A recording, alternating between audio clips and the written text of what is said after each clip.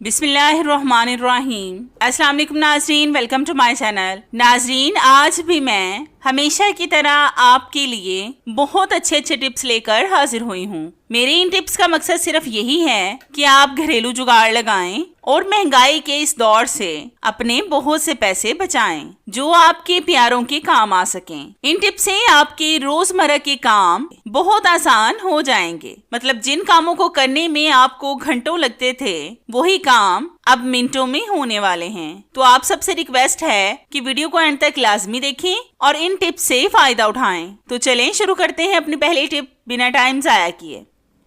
नाजरीन, ये टिप्स मेरे सिलाई मशीन से रिलेटेड हैं। आपने अक्सर देखा होगा कि धूल मिट्टी की वजह से हमारी मशीन बहुत ज्यादा खराब हो जाती है, क्योंकि धूल मिट्टी की वजह से ही इसके पुर्जे भी खराब हो जाते हैं। आज मैं आपको दो बहुत आसान सी टिप्स बताऊंगी जिससे आपकी मशीन धूल मिट्टी से भी बचेगी और इससे आपको मशीन को सही तरीके से ऑयल लगाना भी आ जाएगा। आपने गौर किया होगा कि मेरी मशीन पहले कितनी ज्यादा गंदी थी, मैंने सिर्फ इसको कपड़े से साफ किया है। तो सबसे पहले मैं आपको बताऊंगी कि सही तरीके से ऑयल कैसे मशीन को लगाते हैं। तो इसके लिए आपने मशीन के ऊपर 3 सुराख देखे होंगे, इसमें आपने तेल लगाना है। बल्कि जहाँ जहाँ पर मैं तेल लगा रही हूँ वहाँ पर आपने भी मशीन पर तेल लगाना है। और आपने अच्छी तरह से सारी जगह पर तेल लगाने के बाद जो मशीन के अंदर डब्बी होती है जहाँ पर हम नीचे वाला धागा लगाते हैं उस डब्बे को भी आपने ऑयल लगाना है। इससे आपकी मशीन से धागा बहुत आसानी से ऊपर आएगा और मशीन शोर भी नहीं करेगी।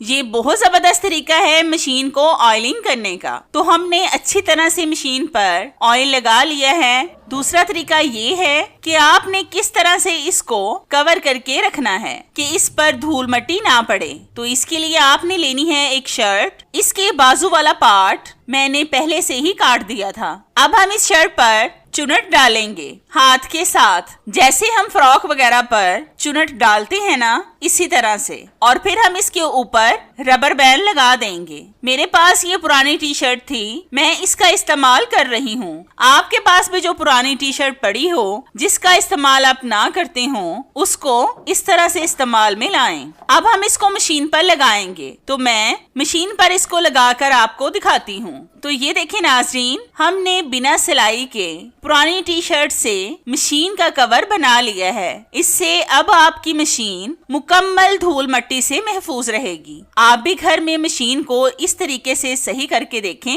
और इस तरह से कवर करें। इससे आपके बहुत से पैसे खर्च होने से बच जाएंगे।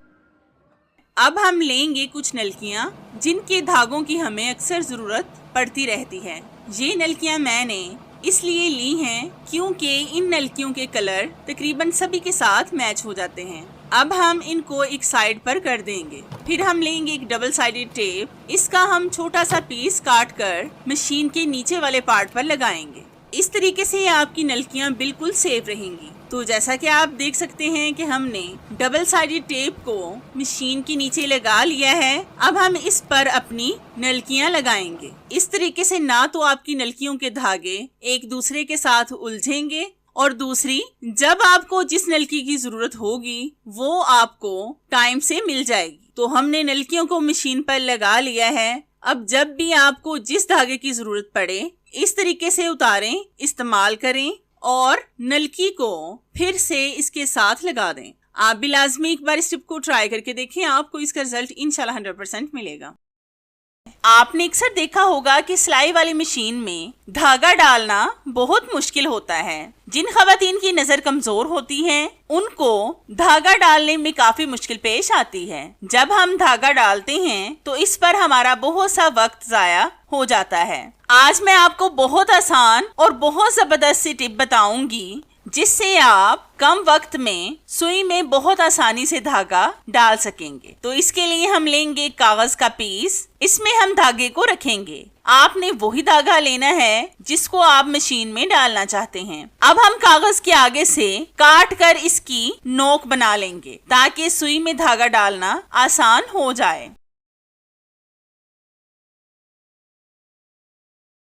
अब हम इस नोक को सुई में डालेंगे और फिर सुई के दूसरी तरफ से कागज को बाहर निकाल लेंगे। तो ये देखिए हमने कितनी आसानी से सुई में धागा डाल लिया है। इस पर ना तो ज्यादा हमारी मेहनत लगी है और ना ही हमारा वक्त जाया हुआ है। आप भी इस तरीके से मशीन की सुई में धागा डालें और अपने कीमती वक्त को जाया होने से बचाएं। आप भी लाजमी एक बार इस टिप को ट्राई करके देखिए, आपको इसका रिजल्ट इंशाल्लाह 100% मिलेगा।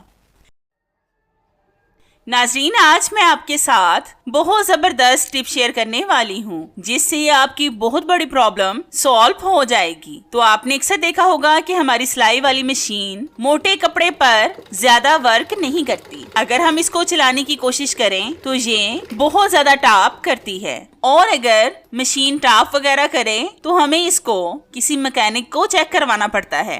वो क्या करते हैं कि मशीन के असल पुर्जे को निकाल लेते हैं और पुराने पुर्जे डाल देते हैं। इसलिए कोशिश किया करें कि घर में खुद ही इसको ठीक करने की कोशिश करें। अगर घर में ठीक ना हो तो पास खड़े होकर अपनी मशीन को ठीक करवाएं। आज मैं आपको बहुत आसान सी टिप बताऊंगी जिससे आपकी मशीन की एक प्रॉब्लम तो सॉल्व हो जाएगी। तो इस टिप को बनाने के लिए हमें चाहिए वैसलीन। ये तो सर्दियों में हम सबके घर में मौजूद होती है। थोड़ी सी वैसलीन की मिकदार को हम सुई के इर्द गिर्द लगाएंगे और आपने ये जो सुई के नीचे जिग जैग से बने होते हैं वहां पर भी वैसलीन को अच्छी तरह से लगाना है। वैसलीन को लगाने से ये होगा कि अगर इससे आप मोटा कपड़ा भी सिलाई करेंगे तो आपकी मशीन बिल्कुल भी टाप नहीं करेगी। अब आप जैसे मर्जी मोटे मोटे कपड़े सिलाई करें, आपकी ये प्रॉब्लम सॉल्व हो गई है। आप भी लाजमी एक बार इस टिप को ट्राई करके देखिए, आपको इसका रिजल्ट इंशाल्लाह 100% मिलेगा।